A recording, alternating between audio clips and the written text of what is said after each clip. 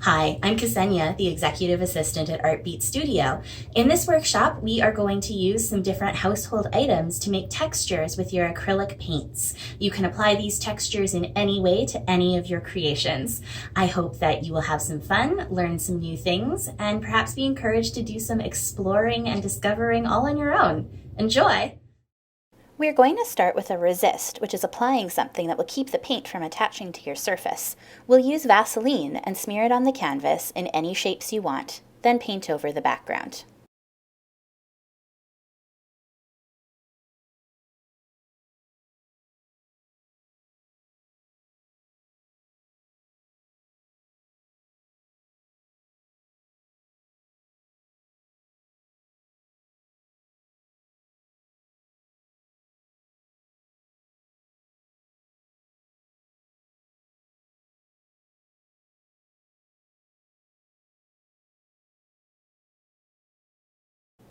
Make sure the paint has dried completely. Then you can remove the Vaseline with a paper towel or your fingers.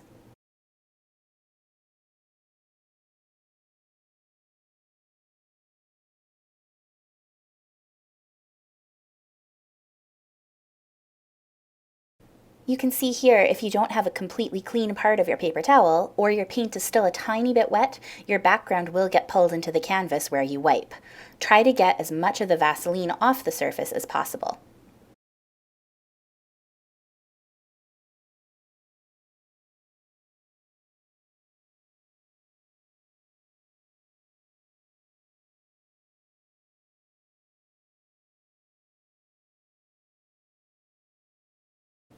To make a peeling paint effect, like an old building that has been painted and repainted over the years, you can repeat adding Vaseline and more colors of paint.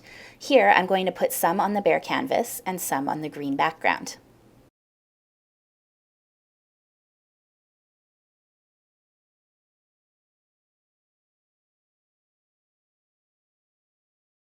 I'm dry brushing over everything, which gives me a grainy kind of effect.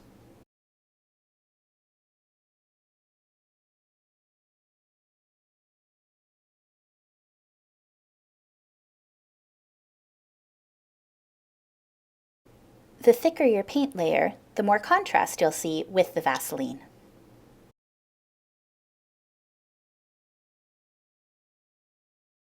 Time for a final reveal. Let's wipe off all that Vaseline. We can see that it kept the green background from taking the orange and yellow, and here it also preserved the white canvas.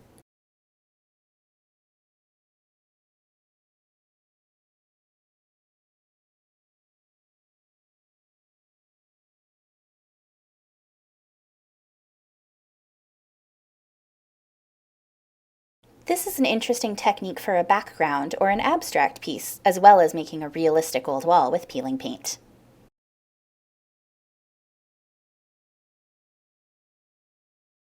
Next, we're going to look at a few techniques on a smaller scale. First is wet on wet, or wet in wet. You might have heard this before with regards to watercolor, but you can use water with acrylics too. Mixing water with your paint creates what's called a wash. Here, we're going to start with putting water on our surface, making a nice wet area.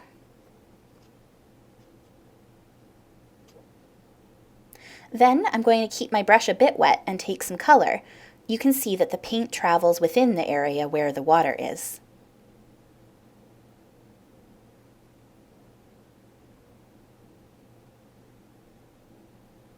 I'm going to add another color, and they'll blend together on the wet surface. You can get a nice marbled effect with that. It's up to you whether you want to manipulate that blending with your brush or leave it to dry on its own and see what happens.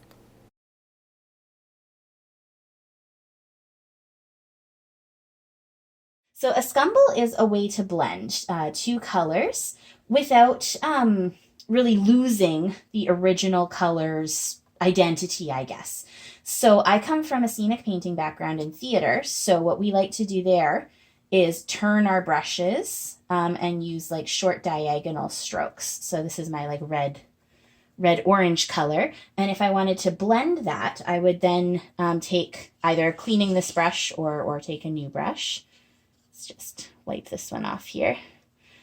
Take my next color, and I'm going in sort of on top and around with those same kinds of cutting strokes.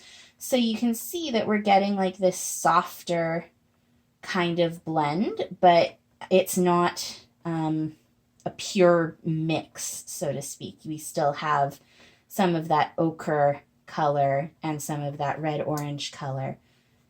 And you can just keep going in on top. The more paint on your brush, the more of a blend you'll get. If you don't have as much on your brush and it's more of a dry sort of feeling, let's just take this dryer up in the corner there.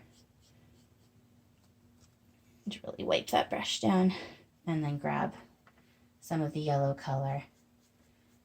You also get like a different kind of layering in there. So scumble is a fun way to mix a color without mixing a color on your palette. Instead, you're sort of mixing it on the canvas or the paper, but you're also letting your viewer's eye do some of the mixing. So that is a scumble.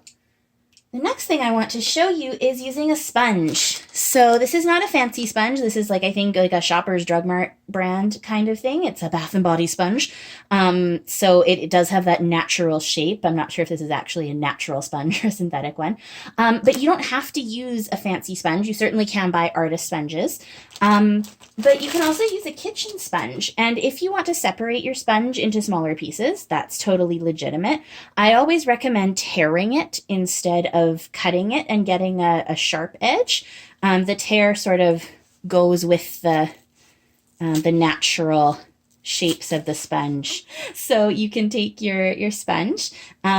It can be wetted beforehand. If you are using a natural sponge, you're probably going to want to wet it and rinse it out just because it is really stiff. Synthetic doesn't matter quite as much. You've got that like springy kind of feeling in it. And you will dip it in some paint. And I don't want to saturate it too much because then I lose some of the sponginess. So I sort of let it sit on the surface and then I still get my fun shape. And what we want to do is keep turning our hand again. Otherwise, you're sort of stamping, which might be an effect that you want to go for. But if you want something a little more natural and not like the same shape over and over, you'll want to like turn and pivot as you go. So that could be a beautiful layer. But we can also layer different colors with our sponge. So let's take another part of the sponge and put it in this more foresty green and put that on top. So because these two hues are very similar, you're not getting a lot of contrast, but you're seeing maybe a little more dimension, a little bit of depth that's giving you. And then you can pick a hue that's quite a bit more different. I'm not getting as much on there. This is just a little bit, little tip of the sponge. And then that lets you, sort of blend in this blue more softly, for example. And you can keep going over that blend too, like the blue is quite thick there and very present, but you could go over it perhaps with part of the sponge that has a different color on it and layer, or with a clean part of the sponge. Up to you. There.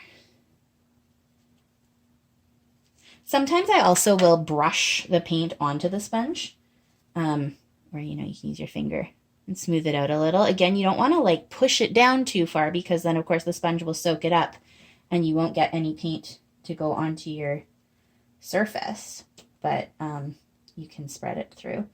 So, and putting the white on top there, especially since my background is white, it blends the color and it also gives me a softer finish. So those are some ways to use your sponge. Make sure you wash out your sponge pretty immediately after using it, or the paint will dry in there and it will be crunchy forever. And you might think, oh, it'll just dry this time and I'll wash it really, really well next time. It will not work. It will always be crunchy. I do know this from experience.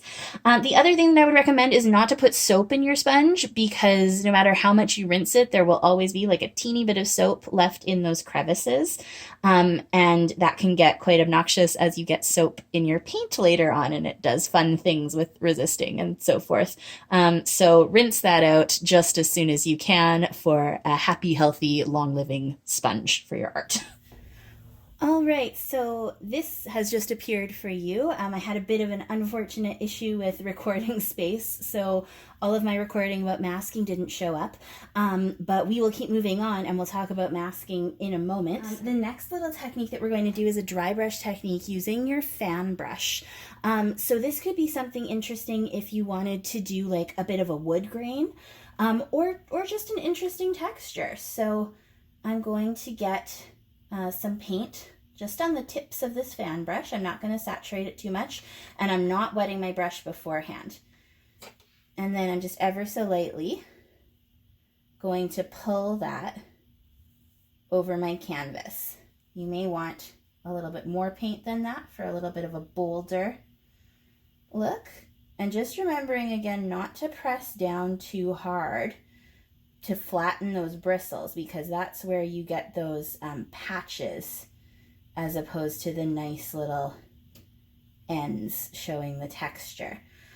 You can, of course, do dry brushing with other kinds of brushes, not just a fan brush.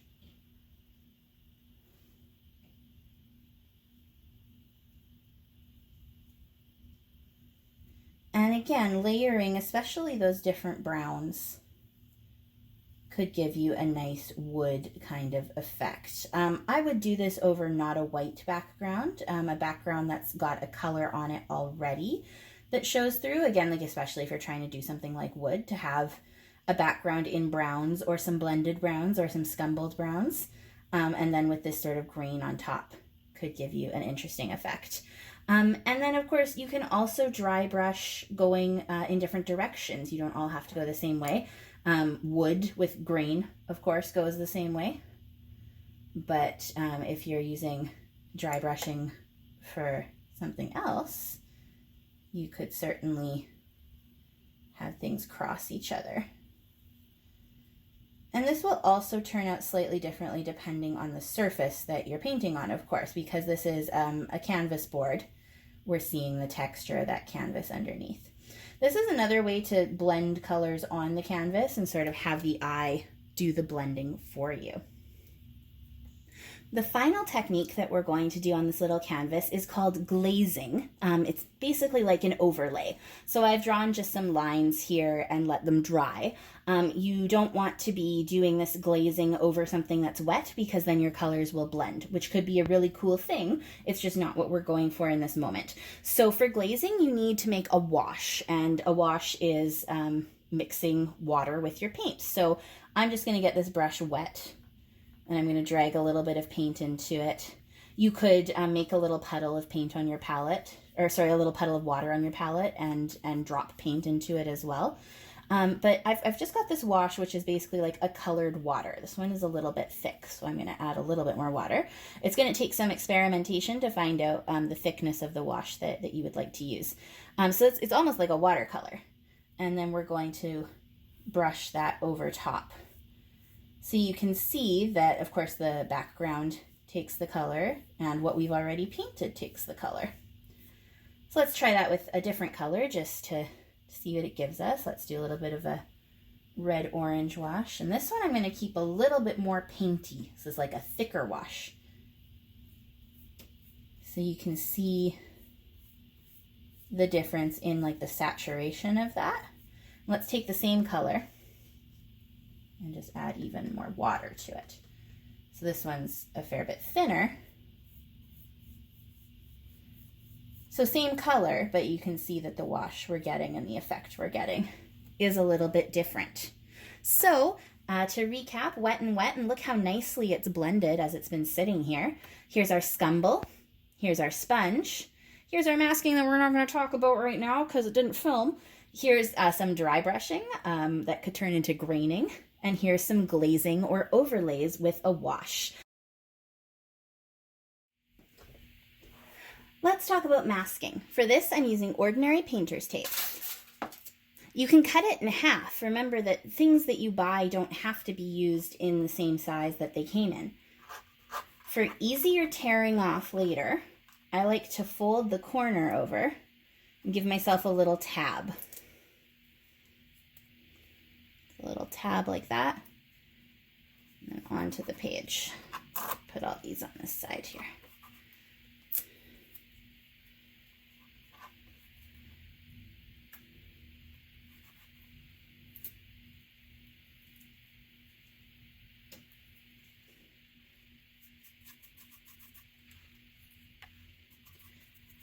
I'm going to brush paint all over the canvas in a thick layer.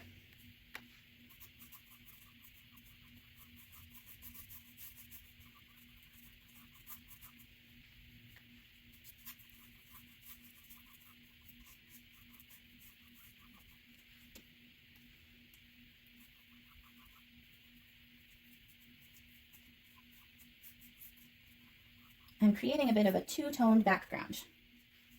A little bit more green at the bottom and a bit more teal at the top.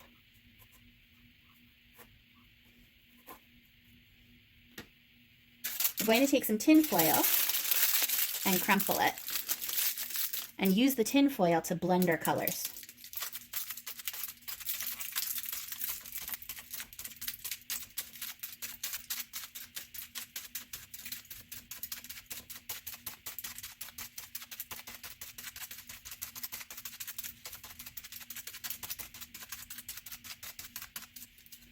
You see that it's bringing the green and the teal together.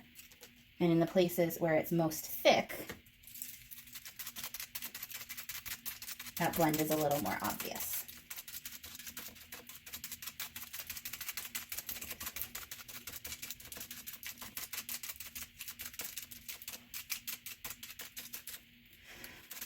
Because acrylic is a heavy paint, it will keep that texture. Let's take a paper towel and dampen it in clean water. You don't want to completely soak the towel, but you do want it to be damp all the way through. Let's crumple that. Try to keep my painty fingers out of it. And see how the damp paper towel lifts the layers of paint and gives you a softening in your background, blending that green and teal together in a different way.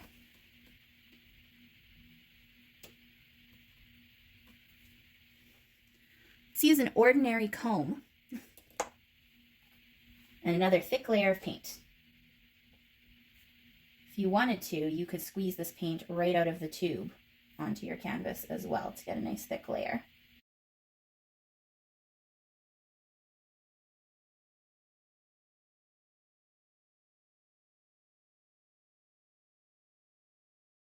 All right, I'm not trying to blend it too much, just want it to sit on top there.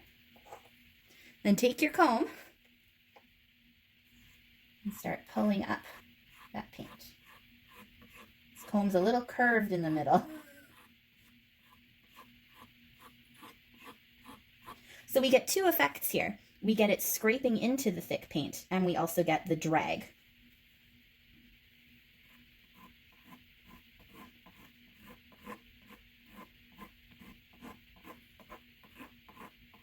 And the straighter your comb is at the bottom, the more consistent that will be. This one has just a itty bitty bit of a curve, which is why I'm getting different effects as I move it along.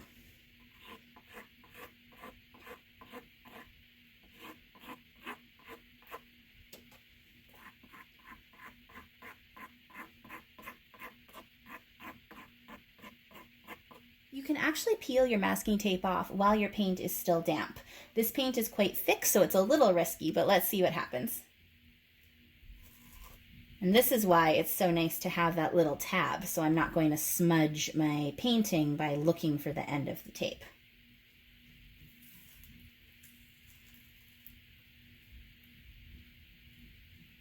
You can also see the difference where I cut this piece with scissors and whereas I tore this piece in half, and it gets a little bit of a softer, more natural edge. We are going to use the Humble Cotton Swab or Q-tip, and you can, with these, bind a few of them together or use a single one. So let's just get some paint on those. And this can give you a nice pointillism kind of technique. I'm going to just show you really quickly on top of a little tree outline that I've drawn. But you could use these for any kind of technique you like. So it's nice because they give small distinct dots, and depending on how much paint, sometimes they are thinner and sometimes they are more robust. And this is, again, an interesting way to blend and have the eye sort of do the blending. So we'll see here, like an autumn tree, while perhaps not distinguishing just the orange dots and the red-orange dots. And those thicker ones that are not quite as circular are where we've got more paint. Let's try the single one just to put in a few bright orange specks.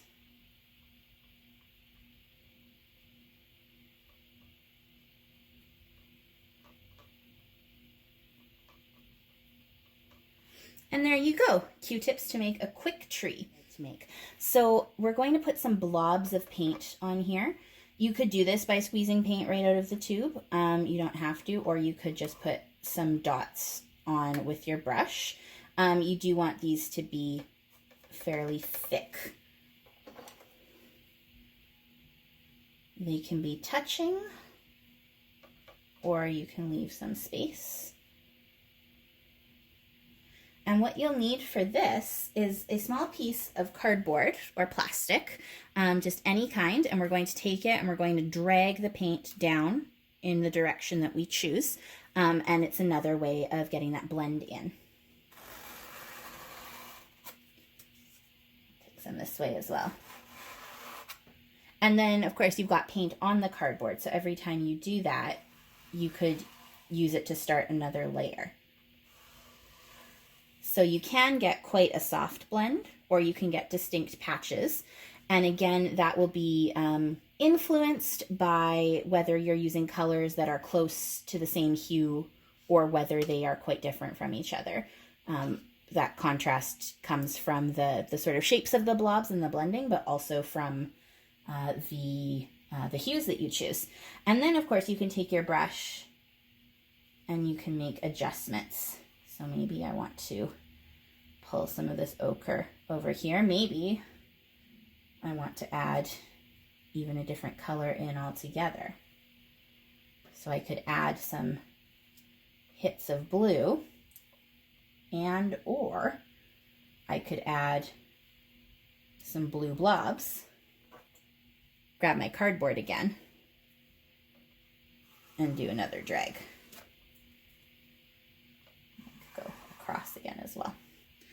So again, just like a really simple tool that you make yourself that there are many ways to use and experiment with to get an effect that you like.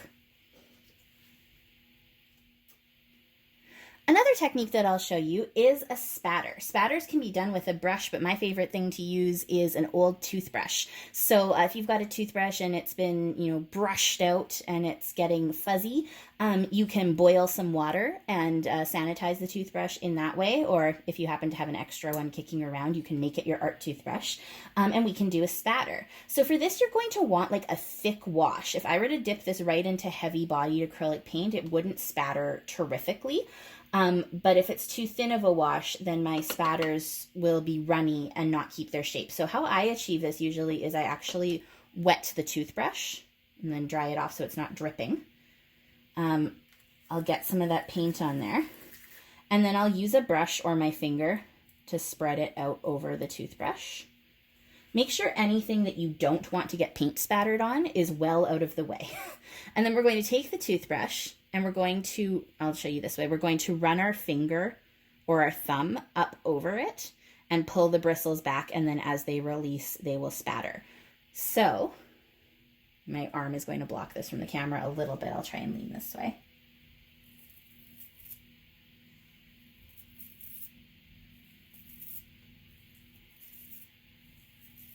So you see that these droplets, because my brush was wet, they're not completely holding their shape. There's a little bit of drip to it and a little bit of transparency, which I think is really pretty. If, however, that was like not bold enough for you, get that toothbrush a little drier and dip it into the paint a little bit more directly. And try again. So these spatters are a little bit more robust. This is something where if you were putting it on a finished piece, I would perhaps mix my paint to the right consistency first, or the consistency I wanted to try first, and do it on a scrap piece of paper or material and see how that turned out, and then do it on your finished piece, just so that you don't have any nasty surprises with drips. Thanks for joining me for this acrylic workshop and learning this whirlwind of techniques. I hope that you found something, or maybe several things, that you can carry forward. Continue to experiment. Remember that anything you create is valid and is a great exercise for your mental health. Stay safe. Thanks for joining us.